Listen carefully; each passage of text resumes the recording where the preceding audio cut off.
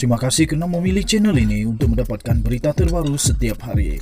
Bagi anda yang pertama kali berada dalam channel ini, sila pertimbangkan untuk tekan butang like, subscribe dan komen video ini untuk penambahbaikan pada video akan datang. Salam sejahtera Malaysia. Selamat petang. Berita terkini dipetik daripada sinarharian.com.my bertajuk Timbalan Presiden, Saifuddin ucap tahniah pada Rafizi. Berita penuh. Calon Timbalan Presiden Parti Keadilan Rakyat PKR, Datuk Seri Saifuddin Nasution Ismail mengucapkan tahniah kepada pencabarnya Rafizi Ramli yang kini mendahului dalam undian pemilihan parti itu. Sehingga jam 8 malam ini, pencabarnya itu memperolehi lebih daripada 55,000 undi berbanding Saifuddin dengan hanya 40,000 undi sahaja. Dalam coretannya di Facebook pada Ahad, Saifuddin menyatakan beliau menghormati keputusan anggota parti itu.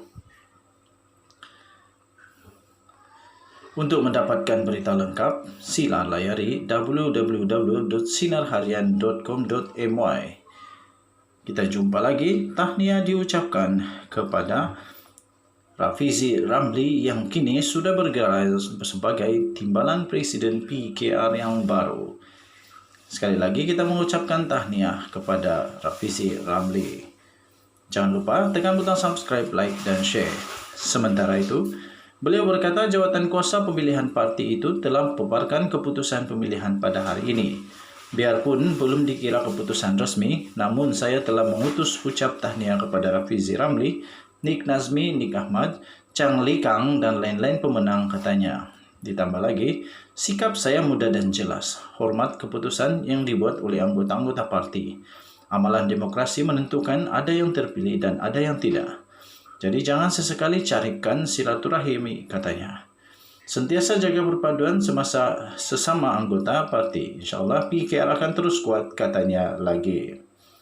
Tambahnya lagi, beliau turut mengucapkan tahniah kepada semua yang terpilih menjadi ketua cabang AMK, wanita cabang dan jawatan kuasa. Saifuddin menjelaskan, tugasnya masih tertumpu kepada penganjuran Kongres Nasional yang bakal berlangsung pada Jun depan.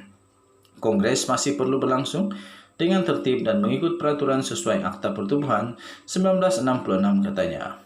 Beliau menambah, sekitar 3,000 perwakilan akan memilih 20 ahli majlis pimpinan pusat.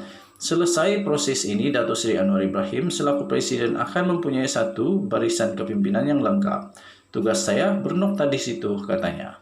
Tugas seterusnya adalah kepimpinan baru mempersiapkan parti dalam mendepani pilihan raya umum Periode ke-15 akan datang. Syabas dan tahniah buat semua, katanya lagi. Sekian berita, kita jumpa lagi. Bye-bye. Tuan-tuan dan perempuan yang dihormati sekalian, Denyut Nadi Suara Rakyat bergema di channel ini. Ada satu berita yang baru saja diterima yang mengejutkan. Sekali lagi, Melaka bergegar lagi. Sekali lagi Melaka disebut-sebut bakal berubah lagi. Sekali lagi Melaka disebut-sebut bakal ada kepimpinan baru. Apa jadi nih, Cik? Takkan tak sampai setahun pilihan raya negeri dah jadi begini. Johor pun sama juga, Melaka pun sama juga, Sabah pun ada huha-huha juga. Takkan baru sekejap lah, baru sekejap dah ada huha-huha. Ada orang-orang mengatakan bahawa kepimpinan UMNO Melaka bakal bertukar lagi. Apa jadi dengan UMNO ni? Janganlah macam ni. Saya menyokong supaya UMNO memperkukuhkan semula unity di dalam parti.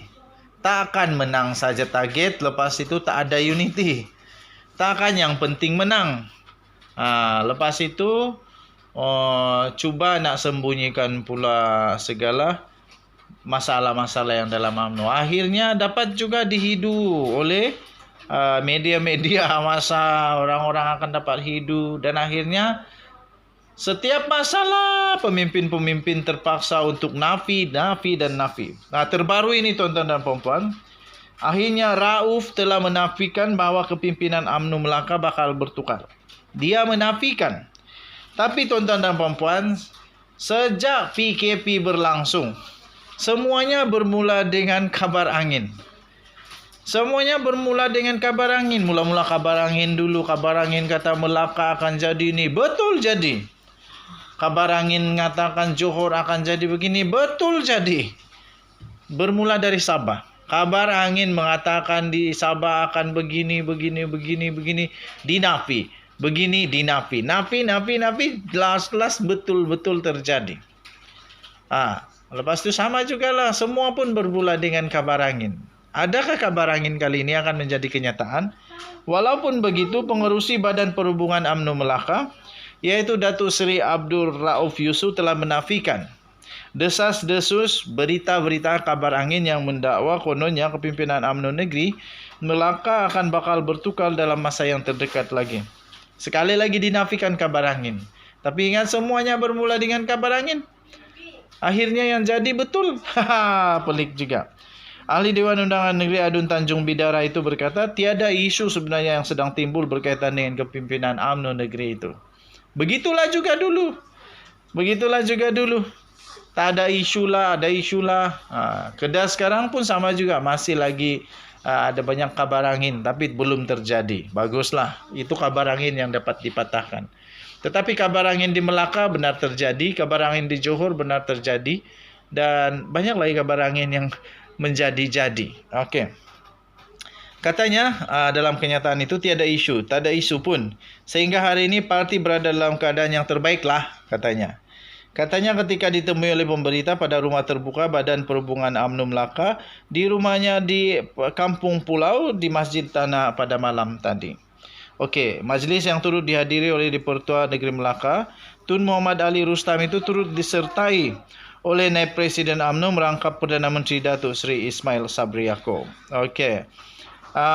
Jadi tuan-tuan dan puan, kabar yang ini itu hanya sebagai satu ancaman kepada kedudukan UMNO Negeri pun, katanya. Masing-masing boleh meluahkan perasaan masing-masing, katanya dalam kenyataan tersebut. Kabar angin tetap kabar angin sehingga ia menjadi kabar benar. Denyut nadi suara rakyat bergema di channel ini. Kita jumpa lagi. Bye-bye Malaysia.